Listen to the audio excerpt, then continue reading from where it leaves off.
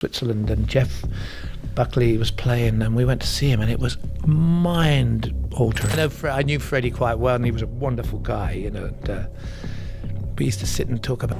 We're going to carry on until we've finished that. Get on there 24, man. Teenagers deserve.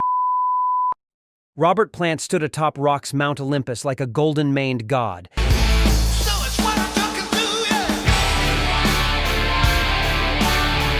Commanding stages with otherworldly power and mystical presence that could mesmerize thousands. But beneath his ethereal exterior and spiritual quest for musical enlightenment lurked a fierce territorial instinct that made him view certain fellow performers as threats to his celestial throne. Welcome to another episode of Offstage Tales, where today we're unveiling the divine wrath of Robert Plant and the 6 musicians who awakened his most vengeful side. The mystical frontman behind Led Zeppelin's thunderous anthems and haunting ballads was known for his philosophical approach to music, but also for his unwillingness to share the spotlight with anyone he considered unworthy.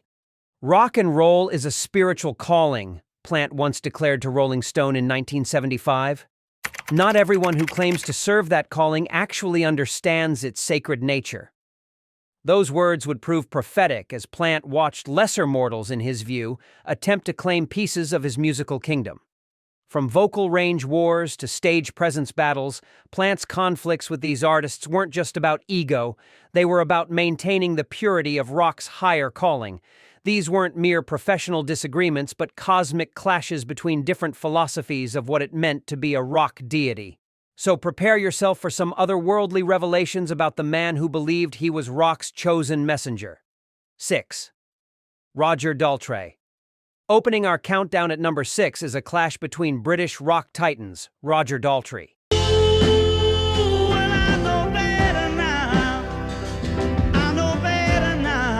Plant's tension with The Who's frontman wasn't about their friendship. It was about watching Daltrey's raw, aggressive vocal attack overshadow his own more nuanced mystical approach in the eyes of certain critics and fans. The competition reportedly simmered throughout the early 1970s, when both singers were establishing themselves as Britain's premier rock vocalists. According to former Atlantic Records executive Phil Carson, Plant would study Daltrey's performances intently, telling his inner circle, "Roger screams like he's fighting for his life, but there's no poetry in it. He's all muscle, no magic." What irked Plant wasn't Daltrey's power, but his directness. While Plant was weaving Celtic mythology and spiritual references into his vocal delivery, Daltrey was achieving equal acclaim through what Plant reportedly called brute force vocals and working-class shouting that mistakes volume for depth. Well, these guys are, the musicians around. There is a sort of a difference between a rock and roll musician. The rivalry became more pronounced when both bands were competing for festival headlines across Europe. At a 1975 backstage encounter, witnesses claim Plant avoided Daltrey's post-show celebration, later telling his bandmates, "I don't celebrate with people who think vocal cords are just another blunt instrument." Daltrey seemed oblivious to Plant's competitive edge, later praising his incredible range in interviews. But for Plant, Daltrey represented rock's primitive side, powerful but lacking the spiritual dimension that separated true artists from mere performers. 5. Ian Anderson.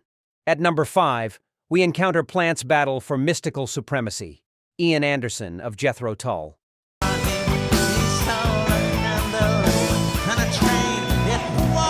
Plant's disdain for the flute-playing frontman wasn't about musical ability. It was about watching Anderson construct elaborate theatrical personas while Plant believed his own spiritual connection to ancient music was completely genuine and unforced. Look, where on earth does a guy start who really epitomizes a form of music which has been totally... The philosophical divide reportedly emerged in 1971 when both artists were exploring folk traditions and medieval themes in their music. According to former Chrysalis Records manager Terry Ellis, Plant became increasingly annoyed with Anderson's approach, telling him, "Ian's playing dress-up with history while I'm channeling the actual spirits of those times. There's a difference between costume drama and authentic connection." What bothered Plant wasn't Anderson's creativity, but his methodology. While Plant was drawing inspiration from Welsh folklore and genuine Celtic traditions, Anderson was achieving success through what Plant reportedly called theatrical history lessons and academic folk music that misses the real emotional core of those ancient songs. "You can't fake a connection to the old ways.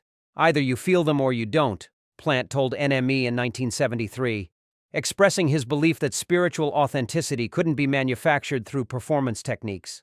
The cultural competition intensified when music journalists began comparing their approaches to British musical heritage. At a 1974 folk festival, witnesses claim Plant deliberately scheduled his performance to conflict with Anderson's set, later explaining to promoters, "I won't share a stage with someone who treats our musical ancestors like research subjects." Anderson seemed unaware of Plant's hostility, later calling him genuinely passionate about tradition in interviews. But for Plant, Anderson represented false mysticism, intellectual curiosity masquerading as spiritual understanding. Fourth, Geddy Lee. Number 4 reveals Plant's generational culture war, Geddy Lee of Rush.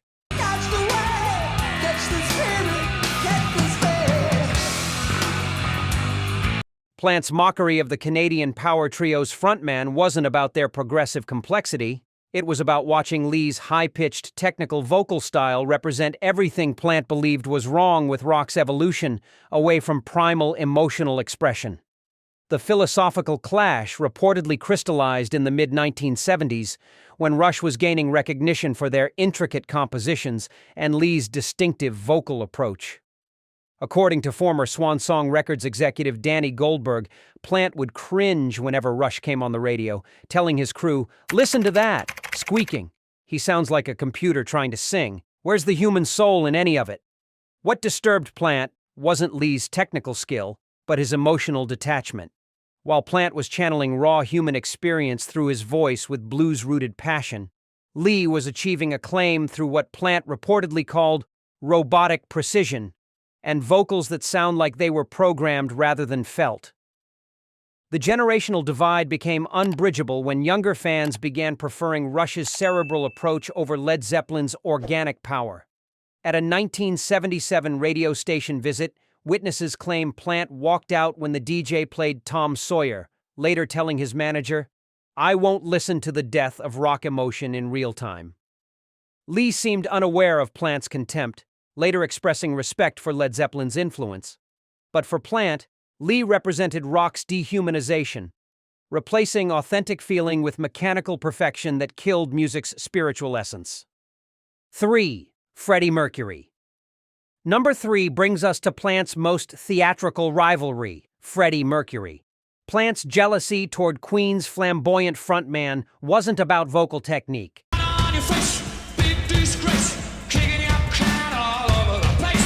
It was about watching Mercury command stadium audiences with such complete theatrical mastery that it made Plant's own mystical stage presence seem almost restrained by comparison. I knew Freddie quite well, and he was a wonderful guy, and we used to sit and talk about what we're going to do, how voices are going.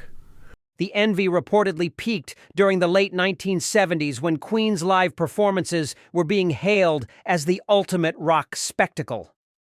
According to former EMI executive Roy Featherstone, Plant would attend Queen concerts incognito and leave visibly agitated, telling his companions, "Freddie doesn't just perform, he owns every person in that arena. He's making the rest of us look like we're just playing music." What tormented Plant wasn't Mercury's showmanship, but his absolute dominance. While Plant had built his reputation on connecting with audiences through spiritual energy and blues passion, Mercury was achieving legendary status through what Plant reportedly called pure theatrical genius and commanding presence that makes everyone else seem like supporting actors. "There's performing, and then there's ruling," Plant told Sounds magazine in 1978, acknowledging Mercury's superior crowd control while questioning whether it was still rock music. The competitive tension became obvious when both bands were headlining major festivals. At a 1979 European festival, witnesses claim Plant refused to watch Queen's set from the side of the stage, later admitting to his roadies, "I can't watch him do what I wish I could do that effortlessly." Mercury seemed aware of Plant's admiration mixed with resentment, later calling him a beautiful singer with beautiful hair in interviews. But for Plant, Mercury represented untouchable theatrical perfection, natural stage command that exposed everyone else's limitations. 2. David Bowie. At number 2, we discover Plant's most complex artistic grudge, David Bowie.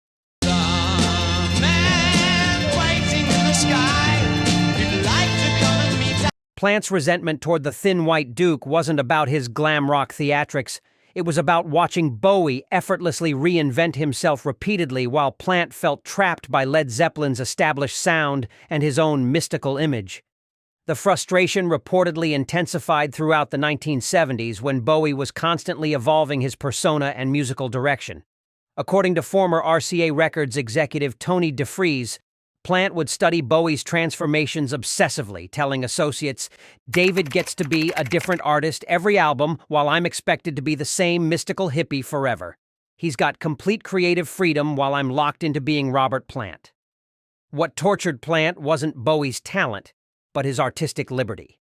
While Plant was achieving massive success but feeling creatively constrained by fan expectations and band dynamics, Bowie was receiving critical praise through what Plant reportedly called constant rebirth privileges and artistic freedom that the rest of us can only dream about. Some artists get to explore every corner of their creativity while others become prisoners of their own success, Plant told Cream magazine in 1977, expressing his longing for Bowie's chameleonic abilities. That when you meet somebody who's such a deity as that, you're going to have to negotiate an ego and all the stuff that I'm used to in the game. The artistic envy became acute when both musicians were experimenting with different genres in their solo work. At a 1983 industry party, witnesses claim Plant avoided Bowie's table entirely, later confessing to friends, "Being near him reminds me of all the musical territories I'll never get to explore." 1. Mick Jagger. And finally, at number 1, we reach the most devastating revelation of all, Mick Jagger.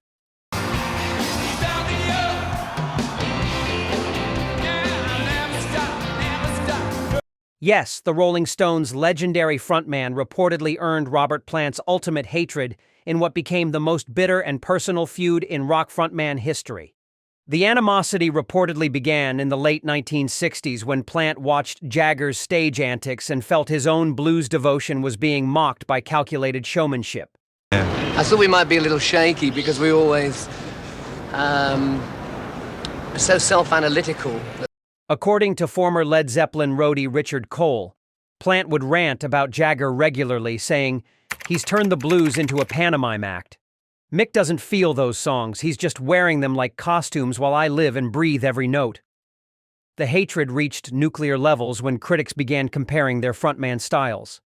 At a 1973 industry gathering, witnesses claim Plant confronted Jagger directly, allegedly saying, "You've made a mockery of everything sacred about this music, and everyone pretends it's genius." Music journalist Nick Kent reported that Plant later told him, "Mick Jagger represents everything that's wrong with rock stardom. Style without substance, moves without meaning, sexuality without soul." Jagger remained diplomatically silent about Plant's hostility throughout his career. But for Plant, Jagger represented the ultimate artistic betrayal, commercializing and trivializing the spiritual blues foundation that Plant considered his life's sacred calling. So there you have it. Even mystical rock gods harbor earthly grudges. Was Robert Plant defending blues purity or just protecting his legacy? Which feud revealed most? Subscribe and share your thoughts below.